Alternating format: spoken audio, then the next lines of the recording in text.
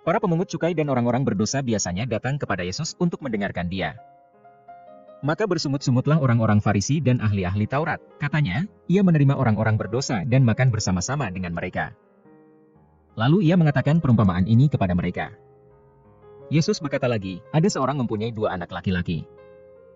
Kata yang bungsu kepada ayahnya, "Bapa, berikanlah kepadaku bagian harta milik kita yang menjadi hakku." Lalu ayahnya membagi-bagikan harta kekayaan itu di antara mereka. Beberapa hari kemudian anak bungsu itu menjual seluruh bagiannya itu lalu pergi ke negeri yang jauh. Di sana ia memboroskan harta miliknya itu dengan hidup berfoya-foya. Setelah dihabiskannya semuanya, timbullah bencana kelaparan di dalam negeri itu dan ia pun mulai melarat. Lalu ia pergi dan bekerja pada seorang majikan di negeri itu. Orang itu menyuruhnya ke ladang untuk menjaga babinya. Lalu ia ingin mengisi perutnya dengan ampas yang menjadi makanan babi itu, tetapi tidak seorang pun yang memberikannya kepadanya. Lalu ia menyadari keadaannya, katanya, betapa banyaknya orang upahan bapakku yang berlimpah-limpah makanannya, tetapi aku di sini mati kelaparan. Aku akan bangkit dan pergi kepada bapakku dan berkata kepadanya, Bapa, aku telah berdosa terhadap surga dan terhadap Bapa.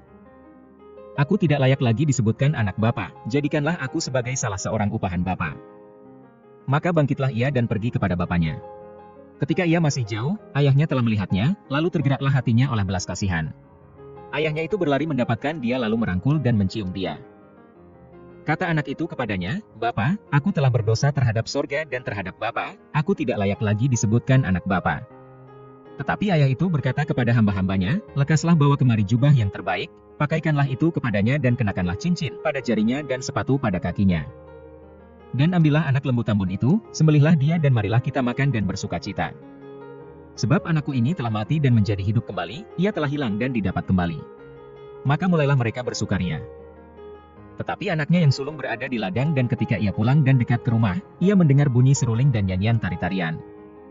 Lalu ia memanggil salah seorang hamba dan bertanya kepadanya apa arti semuanya itu. Jawab hamba itu, adikmu telah kembali dan ayahmu telah menyembelih anak lembu tambun, karena ia mendapatnya kembali dengan sehat. Maka marahlah anak sulung itu dan ia tidak mau masuk. Lalu ayahnya keluar dan berbicara dengan dia.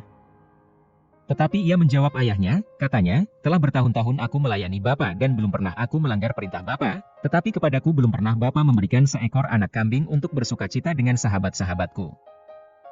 Tetapi baru saja datang anak Bapa yang telah memboroskan harta kekayaan Bapa bersama-sama dengan pelacur-pelacur, maka Bapa menyembelih anak lembu tambun itu untuk dia.